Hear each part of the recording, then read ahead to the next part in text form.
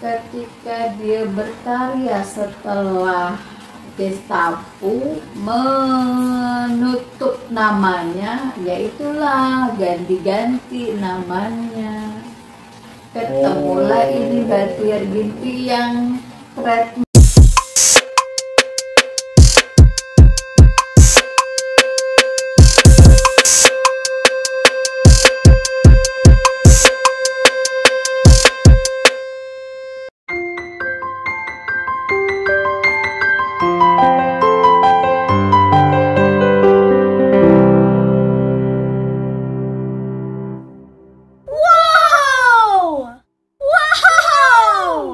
Assalamualaikum warahmatullahi wabarakatuh. Alhamdulillahirabbil alamin. Jumpa lagi di acara podcast kita hari ini. Ini sebenarnya masih temanya nggak podcast juga, tapi vlog juga nih Bu ya kita ya. Tapi nggak apa-apa, kita baru starting awal gitu. Beri nama dengan Bagin Podcast. Bagin, bincang asik generasi Indonesia. Bincang asik generasi Indonesia. Selamat dong. Oke, baiklah. Alhamdulillah hari ini kita akan mengambil tema biografi dari almarhum Bahtiar Ginting atau yang biasa disapa Bagin. Nah, oke, kita juga perlu tahu dong pastinya untuk mengetahui seluk-beluk tentang Pak Bahtiar Ginting atau Bagin ini, kita perlu tahu dari orang yang paling terdekat, yaitu keluarganya. Nah, kebetulan sekali nih, saya sudah didampingi oleh dua narasumber yang kebetulan keduanya saya ambil jauh. Saya ambil jauh. Saya yang datang mampir ya Pak. Ambil jauh. Jadi keduanya ini adalah putra dan putrinya almarhum Bahtiar Ginting. Baiklah, saya tidak perlu memperkenalkan diri karena nanti saya pasti memperkenalkan diri. Baik, kita beri tepuk tangan dulu untuk yang sudah hadir. Mungkin Ibu Murniati dan Bapak Gipin, Mas Liano Gipin ya? Mosliano Pak? Mosliano. Oke, itu ada artinya Pak? Enggak tahu ya artinya ya. Enggak tanya Bapak Pak? Enggak. Baik. Oke, mungkin silakan Pak bisa perkenalkan diri dulu gitu ya. Iya, pribadi aja dulu. Boleh ngadep ke sana atau mau ngadep ke saya? Oh, gitu ya. Ngadep kiblat apalagi boleh. Silakan, kalau mau ngadep kiblat juga boleh kok, enggak salah. Silakan. Saya Gipin ya. Biasanya dipanggil Gipin aja. Putra almarhum dari Pak Bagin. Saya emang sering berinteraksi sama dia sampai sesaat sebelum meninggal. Memang saya berkesimpulan dia adalah seorang yang belum sabar. baru perkenalan. Perkenalan diri dulu. Sabar. Siapa? Nggak apa-apa, lanjut aja. Assalamualaikum warahmatullahi wabarakatuh. Saya Gipin, putra sulung almarhum Pak Bagin. Saya dosen Fakultas Teknik Universitas Bung Karno. Saya juga menjabat sebagai Dewan Pembina Yayasan Bagin Indonesia Center. Beliau ini seorang dosen di Universitas Bung Karno ya Pak ya? Baiklah, beliau putra pertama Bapak Mosliano Gipin. Baiklah, yang berikutnya kita perlu tahu nih, katanya sih wanita sendiri di keluarga Bagin dari anak-anaknya. Benar nggak sih Pak? Benar nggak sih Pak? Iya, betul. Oh betul ya, oke. Mungkin silakan Bu, perkenalkan dirinya dulu. Assalamualaikum warahmatullahi wabarakatuh. Saya Murniati Ginting, putri almarhum Bagin Ginting. Saya sekarang bekerja di BUMN dan menjabat sebagai Ketua Umum Yayasan Bagin Indonesia Center. Tidak panjang lebar, kita akan tanya siapa Bagin melalui anak-anaknya. Makanya di situ Bagin di mata keluarganya. Saya mau tanyakan pertama, Bu, Ya. Bagin itu siapa? Selain bapaknya ya, saya nggak tanya. Selain ayah saya, saya udah tahu itu. Saya. Ya. Siapa yang jawab? Terserah bapak dulu, bapak. Tadi soalnya dia Bu manggilnya ya. Oh, Mbak. Oh ya Bu, doang tadi. Oh, doang ya. Saya ingat ibu aja ya. Bagin tuh sebenarnya orang pada nggak kenal. Di kampung, di Tongkayu, di Lumnas tuh orang nggak kenal. Orang kenal dia sebagai tukang got. Dulu kalau di hutan kayu Tukang got. Got. bersihin got. Bersihin got. Bikin got. Di Dia hutan kayu itu. di tukang kayu, tempat sampah, di Lumnas tuh tukang got. Orang nggak mengenal dia. Orang mengenal dia pas meninggalnya dia. Karena waktu meninggalnya dia ada karangan bunga. Banyak karangan bunga Dari dari Megawati. Mega, Rahma. Orang semua nggak kenal dia, orangnya nggak pernah ngomong, nggak pernah ngomong segala macam. Jadi kalau orang tahunya dia sholat, ngaji, dia kan bersihin got, itu aja. Dia itu aja. Bayangannya Bener-bener bisa menyembunyikan identitas aslinya siapa dia gitu ya.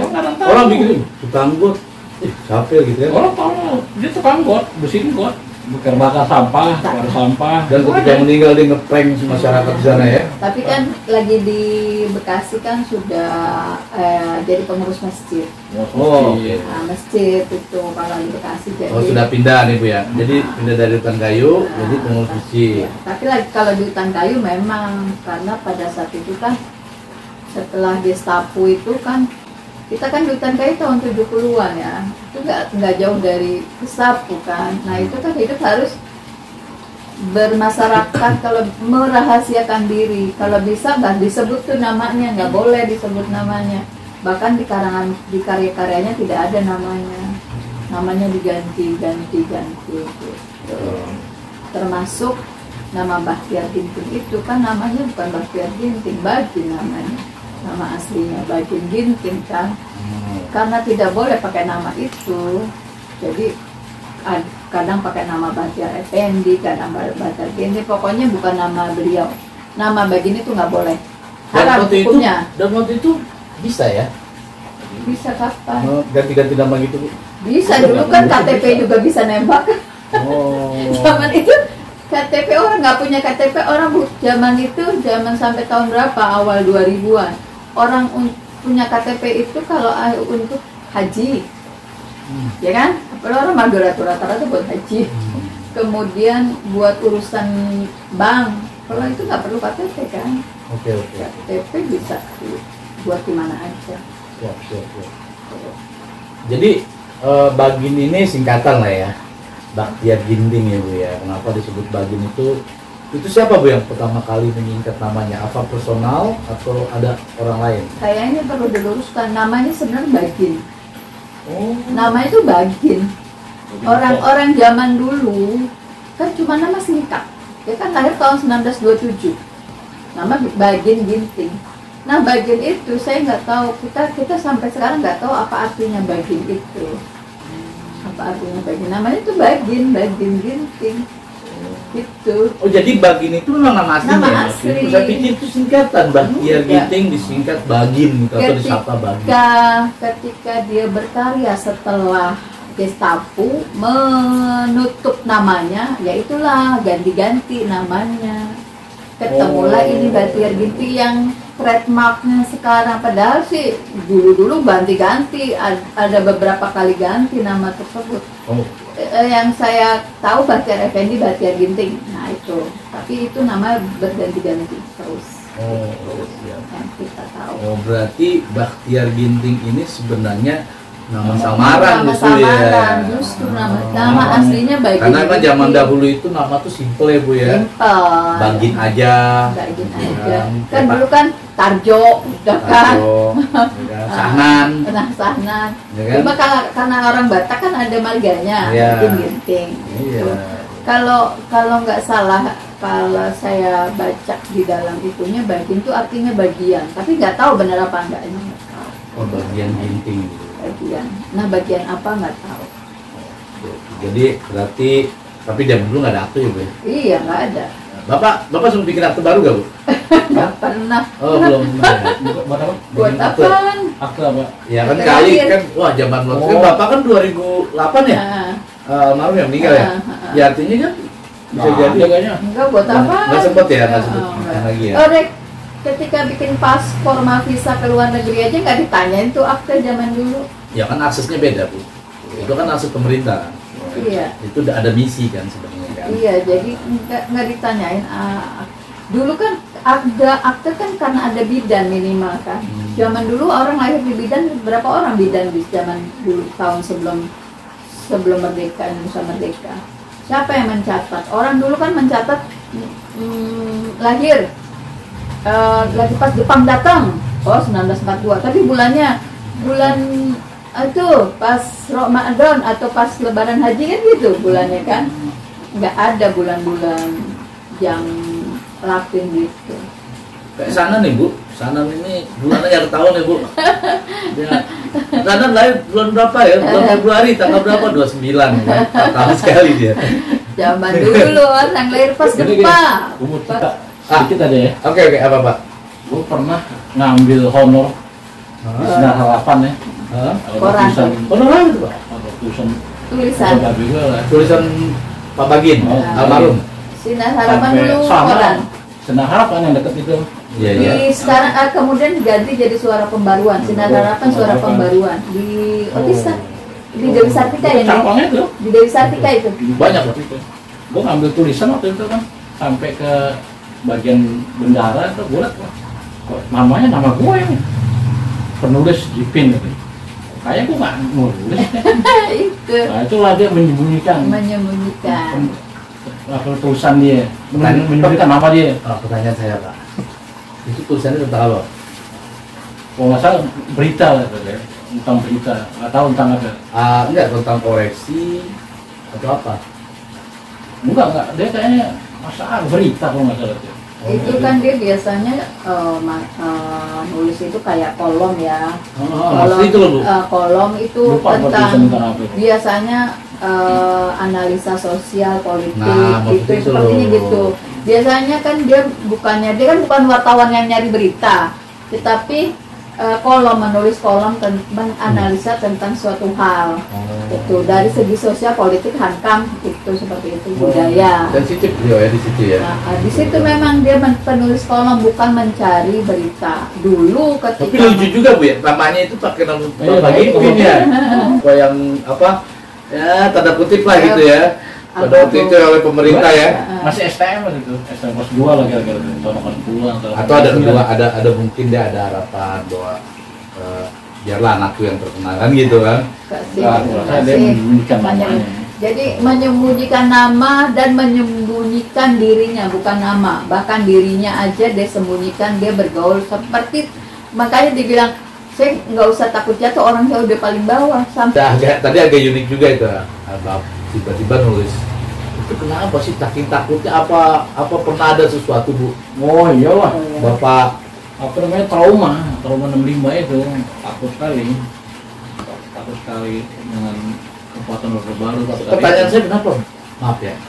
Kenapa beliau padahal kan beliau gampang dicari oleh militer. Tapi kenapa beliau selalu aman gitu? Beliau kok nggak, maaf ya, meninggalnya ya normal ya. Ya Bu ya, penyakit gitu ya. Apa gitu. Sebenarnya nggak aman, bermain cantik aja. Oh. Sebenarnya nggak aman-aman juga. Jadi sampai itu kan Intel kan terus di rumah kita kan selalu ada. Intel sampai kita SMP, sampai di Bekasi awal-awal yang dia masih ada Intel itu. Makanya ayah tuh menyembunyikan diri, tidak supaya nggak kelihatan orang seorang aktivis, cuma orang yang main ke ngebersihin got, kemudian jadi pengurus masjid ketika pindah ke Bekasi, bersihin sampah, walaupun dia tetap menulis. Malahan ketika itu di akhir 70-an sampai akhirnya dia masih produktif menulis, cuma tetangga secara aktivitas fisik nggak ada gitu ya. Iya. Gitu. Penulisan kayak orang ini kali dianggap ini orang tau dapat duit gitu ya. Dia di rumah terus ya kan. Orang sih nganggupnya wah Ya, udah enak katanya. Ya tuh tiba-tiba dapat duit, punya mobil dinas kan gitu. Itu memang ya ketika kita pindah dari hutan kayu itu, tetangga di Masa sana ada kopinya tuh? Itu nggak minum? enggak, tetangga di sana tuh semua heran, kok kita semua bisa kuliah, padahal kan kita sekolah semua kan. Kita pernah loh berenam-enamnya kuliah dalam waktu yang sama, pernah. Ya betul ya. Pernah, karena kita kan jaraknya usianya berdempetan banget, dempet banget, nggak nyampe 2 tahun, nggak nyampe 2 tahun itu. Tapi kuliah semua dalam waktu yang sama. Saya sampai ke adik saya lagi tuh teknik itu semua. Nah itu mereka heran kok bisa. Padahal kerjanya nggak jelas kan gitu. Nggak tahu tulisannya udah menjabar kemana-mana kan orang. Pas mereka taunya, oh bukunya bapak ada di sini, buku bapak, oh iya. Tapi kan tadinya kan nggak tahu itu tulisannya Bagin, dalam situnya Bahtiar Ginting, ya kan? Iya. Oh, jadi Bahtiar Ginting itu ya. Gini Bu, maksud saya, ini kan bapak menarik lah ya. Banyak orang kalau saya dengar dari cerita murid-muridnya gitu ya, ada yang sampai menangis gitu, ada yang bikin puisi juga sampai menangis gitu kan. Itu anak-anak UBK itu. Iya, gini Pak. Jadi saya ngelihat kalau yang memang yang dekat sama dia, yang dididik dia sisanya sisa kerasnya gitu, sisa mental gitu. Pertanyaannya cuma satu gitu, kayak tadi misalnya. Contoh ya Bu ya, dia harus berubah nama, ya kan, untuk bermain cantik.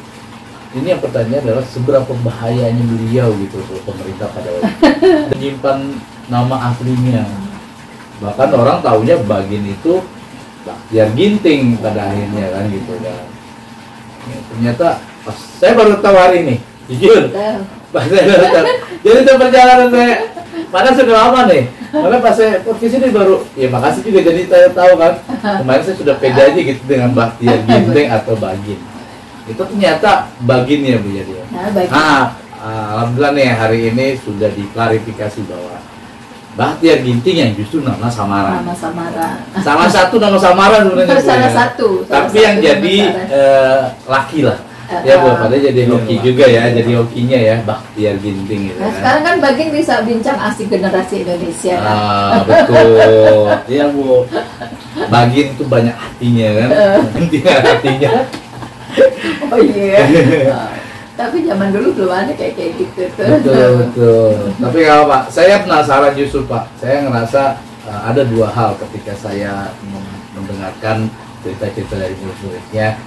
Saya itu ada pertama sebuah organisasi yang merubah hidup saya.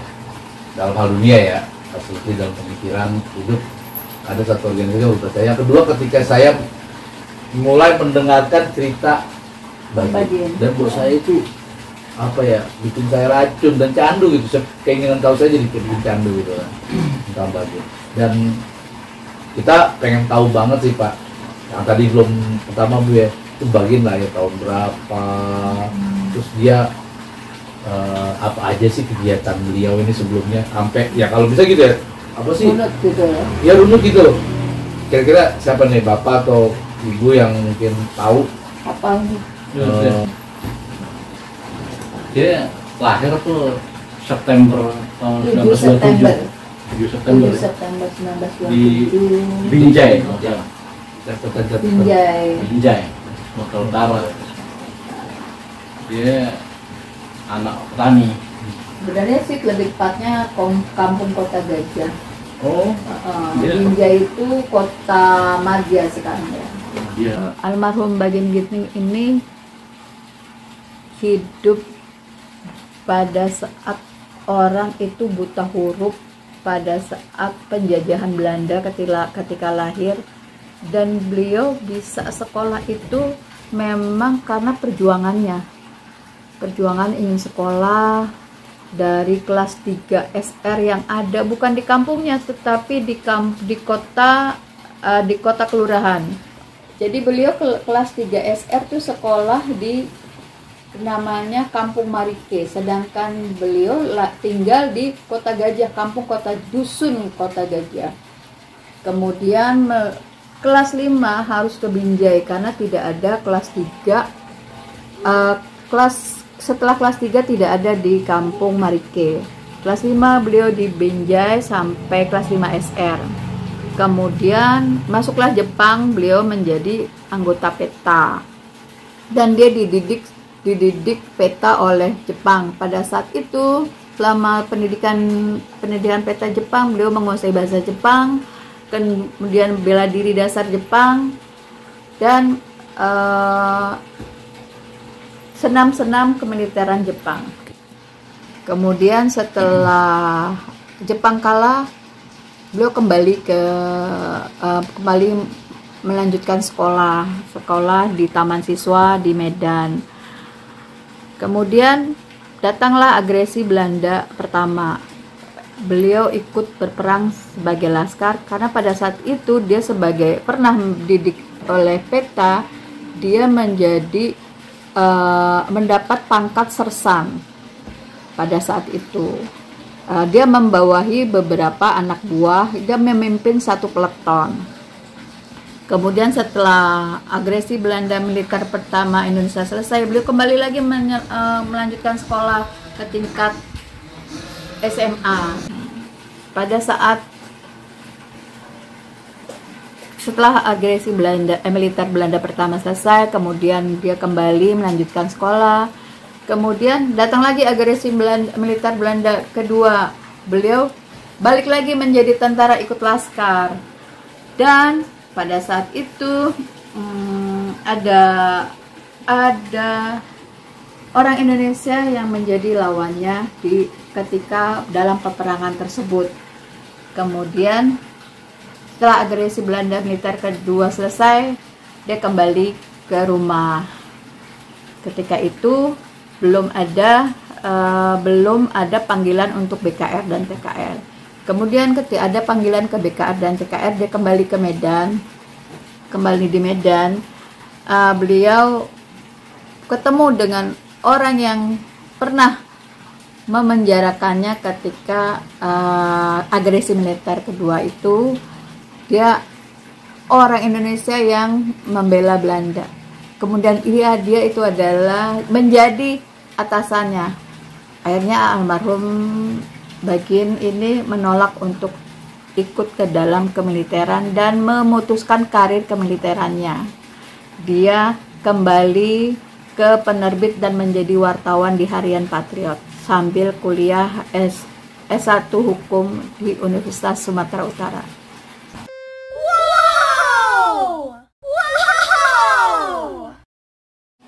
Ada hal yang menegangkan, ya kan, yang dia alami oleh kita keluarga Pak Bagin ya.